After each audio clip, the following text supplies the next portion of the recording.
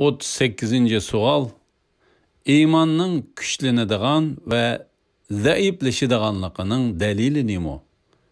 Bismillah, alhamdulillah, vassalatu vassalamu ala rasulillah. Assalomu alaykum va rahmatullohi va barakatuh.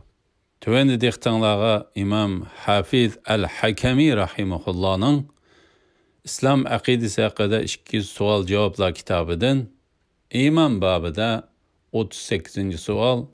İymonning kuchlanadigan va zaiflashadiganligining dalili nima degan savolning javobini o'qiymiz inshaalloh. A'udhu billahi minashshaytonirrojim. İymonning kuchlanadigan va zaiflashadiganligining dalili nima? Javob: Allah subhanahu wa ta'ala bu haqda mundaq deydi. A'udhu billahi minashshaytonirrojim. هو الذي أنزل السكينة في قلوب المؤمنين ليزدادوا إيمانا مع إيمانهم. Tercümesi: Müminlerin imanıga iman qoşılışı üçün Allah ularning dillariga temkinlikni tushirdi. Sura Fath 4. oyatning bir qismi. Allah subhanahu wa ta'ala yana mundaq deydi. İnnahum fityatun amanu bi rabbihim ve zidnahum huda. Tercümesi: Ular haqiqatan Rabbiga iman etgan, biz hidayetni ziyoda qilgan yigitlardir. Sura Kaf 13. oyatning bir qismi. Ve yazidullahu allazina ihtadav huda. Tercümesi: Allah hidayet tapqıçılarının hidayetini ziyoda qiladi. Sura Maryam 76. oyatning bir qismi. وَالَّذِينَ اهْتَدَوْا زَادَهُمْ هُدًى وَآتَاهُمْ تَقْوَاهُمْ. Tercümesi: Hidayet tapqanlarının hidayetini Allah teximi ziyoda qiladi.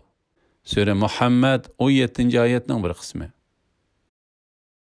وَيَزْدَادَ الَّذِينَ آمَنُوا إِيمَانًا.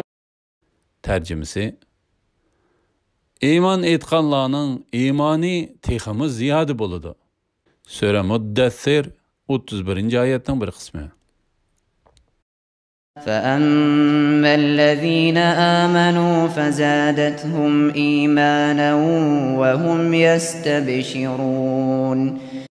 Tercümesi: Müminlerge keladigan bo'lsak, her surede yeni delil ispatla bo'lganligi uchun bu yeni sure ularning imanini kuchaytdi.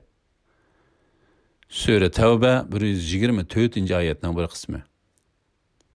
فَزَادَهُمْ إِيمَانًا.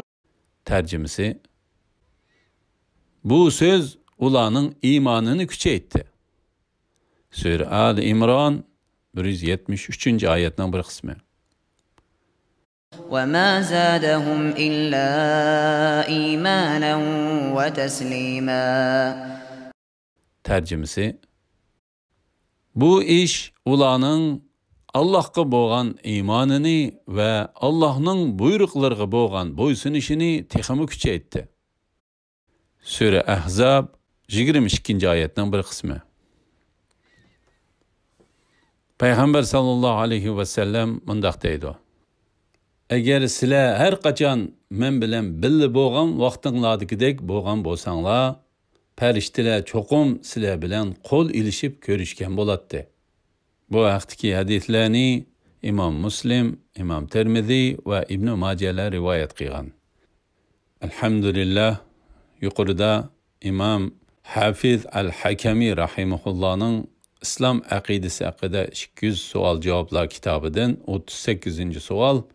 İymonning kuchlanib va ojizlashib turadiganligining dalili nima degan savolning javobini oldinglar. Oxirini keyin qitimliq o'qishimizda davomlashtiramiz inshaalloh. Sallallohu ala Muhammad va ala alihi va sahbihi ajma'in. Assalomu alaykum va rahmatullohi va barakatuh.